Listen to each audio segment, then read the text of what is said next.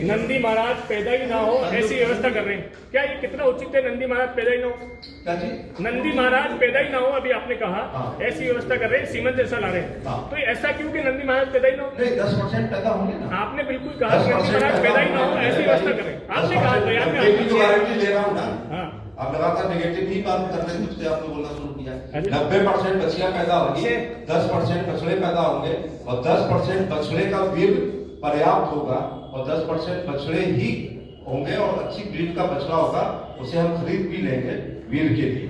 नंदी महाराज ज्यादा पैदा ना हो, क्योंकि अब हल आपने चलते हुए देखा है, हेड आप जानते हैं, दाएं आप जानते हो, मैं तो दाएं जानता हूँ, राहुल गांधी से पूछ लेना दाएं क्या होती है। बैलों को गेहूं या धान को जमीन में डाल के बैलों के खुरों से हम तस्कर आते थे 7 दिन में 4-5 कुंटल। मैंने खुद रेड चलाई है, पूरे दिन चलने के बाद आधा बीघा खेत की सिंचाई हो पाई। जैसी मेरे घर में डिलाइट का इंजन आया तो 15 मिनट में सिंचाई हो गई, तो बैल बेकार हो गया।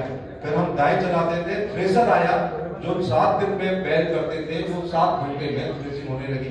फिर कोल्हू से हम गन्ने का रस निकालते थे, अचानक थ्रेसर आया तो बैल बेकार हो गया।